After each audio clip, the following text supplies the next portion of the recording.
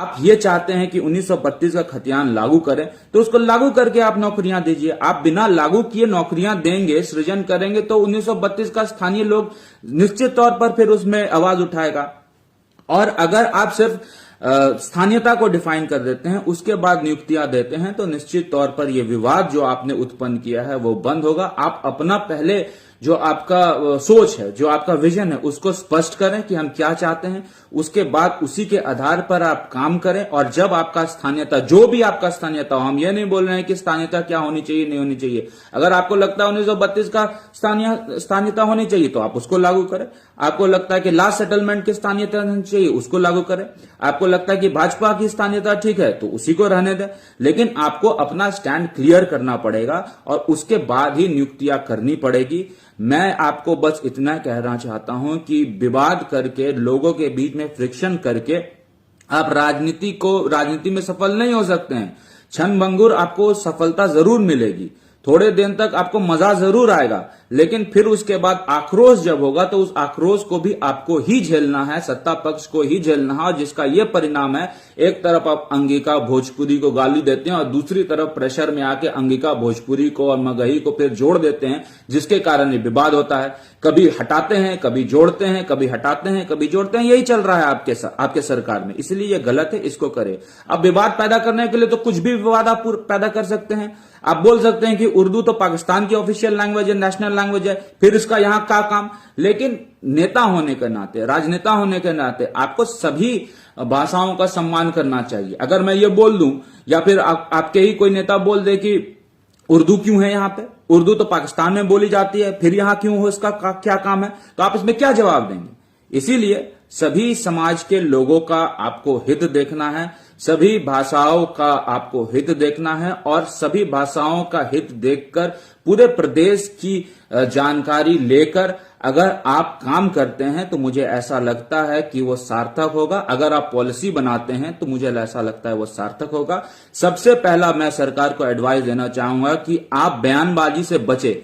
जितना बयानबाजी करेंगे उतना यहाँ के राज्य के हित में ये उपयोग में नहीं आ पाएगा। इसलिए अगर आपने ये कहा है कि हम स्थानीयता को डिफाइन करेंगे तो आप स्थानीयता को सबसे पहले डिफाइन करें। अगर आपने कहा है कि भाजपा की नियोजन नीति गलत है तो अपनी नियोजन नीति बनाएं। अगर आपने ये कहा है कि हम यहां पर हर घर में सरकारी नौकरी देंगे तो बिना नियोजन नीति बनाए, बिना खतियानी को, बिना स्थानीयता को डिफाइन किए बगैर आप अगर कोई भी काम करते हैं तो मुझे ऐसा लगता है ये गलत होगा। जनता को आप दिग्भ्रमित करेंगे। ये जो जितना भी आपने यहां पर कचरा पैदा किया है प्रदेश में, इसको साफ करना आपकी जिम्मेदारी है। धनबाद के, बोकारो के लोगों का मैं सम्मान करता हूं, उनके भावनाओं का मैं कद्र करता हूं।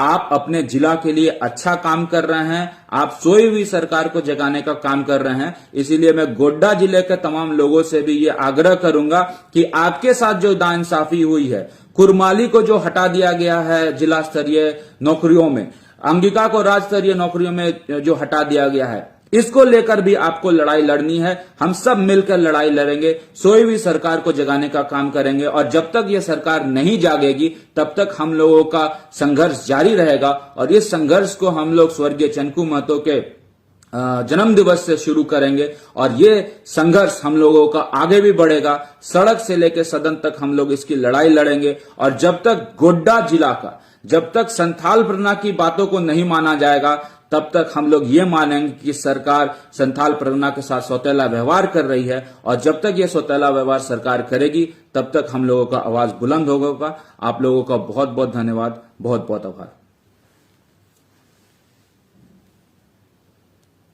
कुछ कमेंट्स जो मेरे पास आए हैं वो मूलतः इसी पे आधारित है कि स्थानीय नीति को डिफाइन करें। तो निश्चित तौर पर भाजपा ने तो अपना स्थानीय नीति डिफाइन कर दिया था अपने कार्यकाल में, ये छुपा छुपाया बात किसी से नहीं है। लेकिन अगर जेएमएम ये चाहती है कि हम इस स्थानीय नीति को अलग करें, अलग से डिफाइन करें, तो आप स्वतंत्र हैं इसके लिए, आपको इसके लिए मैंडेट मिला हुआ है। आप चुनाव जीत के आए हैं, आपके पास बहुमत है, आप कुछ भी कर सकते हैं, आप चमड़े का सिक्का चला सकते हैं, आपको कौन रोका है। लेकिन आपको करना चाहिए। आप करे बगैर कोई भी नियुक्तियां करेंगे तो उसका हर्ष यही होगा जो धनबाद बोकारो में आपको दिख रहा है।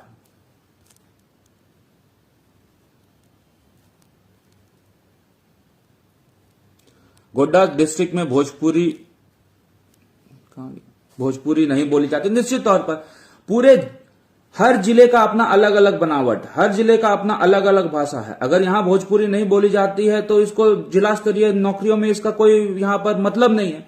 अगर यही पलामू में बोली जाती है, आप वहां जाके कुछ भी करें, हम लोगों को से क्या फर्क पड़ता है। लेकिन गोड्डा में जो भाषा बोली जाती है, जो लोकल भाषा बोली जाती है, उसका सर्वे कौन करेगा? उसका सर्वे तो सरकार ही करेगी। कुरमाली है यहाँ पे लोकल भाषा जो महतो समाज के द्वारा बोली जाती है। यहाँ पर अंगिका है जो लोकल भाषा, ये गैर आदिवासी समाज के द्वारा बोली जाती है। इनफैक्ट अंगिका तो मुसलमान भी बोलते हैं, महतो भी बोलते हैं, और गैर आदिवासी भी बोलते हैं, और आदिवासी भी बोलते हैं। तो ये कहने से बस ये नहीं होगा कि ये बाहरी भाषा, ये अंदरी भाषा है। इसको आपको डिफाइन करना ये सरकार की जिम्मेदारी है। आपको सर्वे होना चाहिए, आपके पास जानकारी होनी चाहिए, आपके पास डेटा होना चाहिए, तभी आपको कोई फैसला लेना चाहिए। तो निश्चित तौर पर ये होना चाहिए, नहीं तो ऐसे ही पूरा प्रदेश जलेगा। आज धनबाद जल रहा है, बोकारो जल रहा है, तो कल की डेट में गोड्डा भी जलेगा।